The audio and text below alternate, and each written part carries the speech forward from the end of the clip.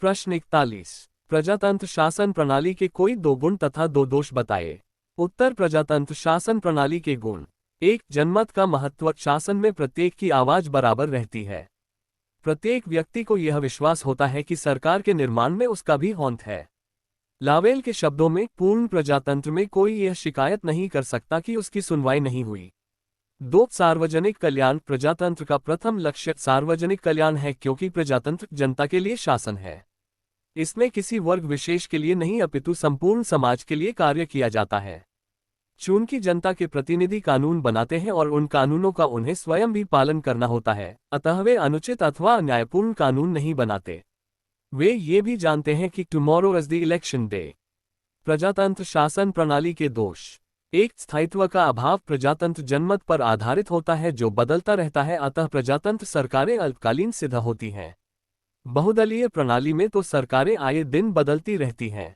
2। बहुमत की तानाशाही। प्रजातंत्र बहुमत का शासन है। प्रजातंत्र में 51% लोग 49% लोगों पर मनमाना शासन करते हैं।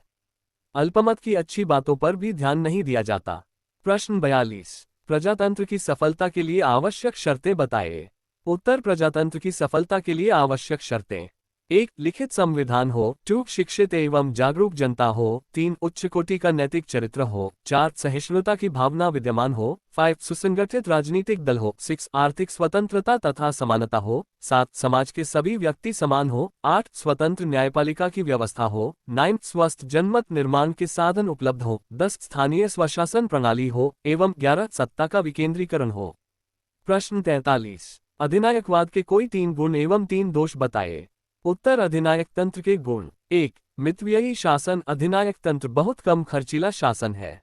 इसमें न तो प्रशासनिक अधिकारियों की नियुक्ति करनी पड़ती है और न ही दोहरी सरकारों के निर्माण की आवश्यकता होती है।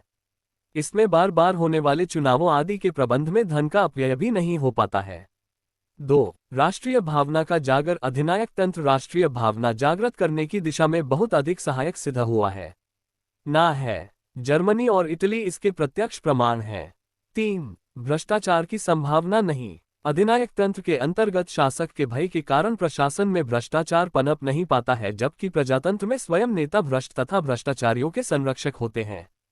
अधिनायक तंत्र के दोष। 1। लोक कल्याणकारी राज्य के विरुद्ध। अधिनायक तंत्र लोक कल्याणकारी राज्य के विचार दर्शन के विरुद्ध है। लोक कल्याणकारी राज्य में किसी एक व्यक्ति अथवा दल का हित न करके सर्वसाधारण का हित किया जाता है, जबकि अधिनायक तंत्र में शासक वर्ग का हित ही सर्वोपरि होता है। 2। क्रांति का भय। Fear of revolution. अधिनायक तंत्र में शासकम वर्ग द्वारा शक्ति के आधार पर शासन किया जाता है। शक्ति पर आधारित शासन स्थायी नहीं होता है।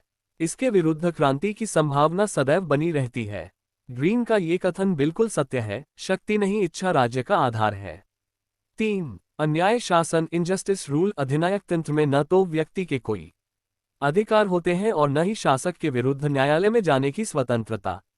इसके अंतर्गत स्वतंत्र एवं निष्पक्ष न्यायालय का अभाव होता है। वहां राजा करे सो न्याय वाली कहावत प्रचलित होती है। अधिनायक तंत्र में सामान्य अन्याय का प्रतिकार होना भी संभव नहीं है। अधिनायक तंत्र पूर्ण रूपेण अन्याय शासन है। प्रश्न 44। संसदात्मक शासन प्रणाली का अर्थ स्पष्ट करते हुए इसके प्रमुख लक्षण भी बताएं।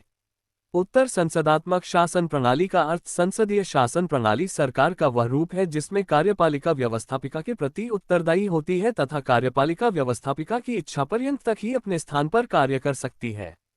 संसदात्मक शासन प्रणाली के प्रमुख लक्षण। 1। दोहरी कार्यपालिका नामात्र की तथा वास्तविक कार्यपालिका। 2। कार्यपालिका तथा व्यवस्थापिका में घनिष्ठ संबंधों का होना। 3। सामूहिक उत्तरदायित्व का पाया जाना। 4। प्रधानमंत्री का नेतृत्व होना। 5। राजनीतिक सजातीयता की भावना का विद्यमान होना। 6। राजनीतिक दलों में परस्पर सहिष्णुता का होना। 7। बहुमत के नेतृत्व की सरकार का बनना।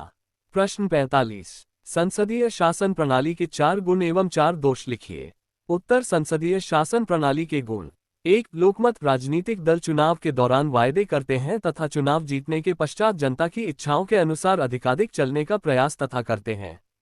2। राज्य के प्रधान द्वारा निष्पक्ष परामर्श। इस प्रणाली में राज्याध्यक्ष पूर्ण रूपेण निष्पक्ष रहता है, क्योंकि उसका किसी भी दल से संबंध नहीं होता। 3। समयानुसार परिवर्तन। संसदीय सरकार परिवर्तित होती हुई परिस्थितियों के अनुसार परिवर्तित हो जाती है। 4. एकता। इस शासन व्यवस्था में सरकार के संगठन में एकता होती है। मंत्रिमंडल संसद का नेतृत्व करता है और प्रधानमंत्री मंत्रिमंडल का। इस प्रकार शासन कार्य सुचारू रूप से चलता रहता है। संसदीय शासन प्रणाली के दोष या अवगुण। 1. अस्थिर सरकार। संसदीय शासन में व्यवस्थापिका कार्यपालिका पर नियंत्रण रखती है, जिससे सरकार के स्थिर होने की संभावनाएं बढ़ जाती हैं। यदि संसद में अनेक दल हैं तब अस्थिरता की संभावनाएं और अधिक बढ़ जाती हैं। 2. अनिश्चित नीतियां। संसदीय प्रणाली में सरकार में परिवर्तन के कारण नीति अनिश्चित हो जाती है। उदाहरण के लिए फ्रांस के तृतीय और चतुर्थ गणराज्य में सरकारें शीघ्रता के साथ परिवर्तित होती रही थीं। 3. शक्तियों का दुरुपयोग। ये व्यवस्था शक्ति पृथक्करण के सिद्धांत के विरुद्ध शक्ति के समन्वय में विश्वास करती है, जिससे शक्तियों का दुरुपयोग तथा भ्रष्टाचार पनपता है।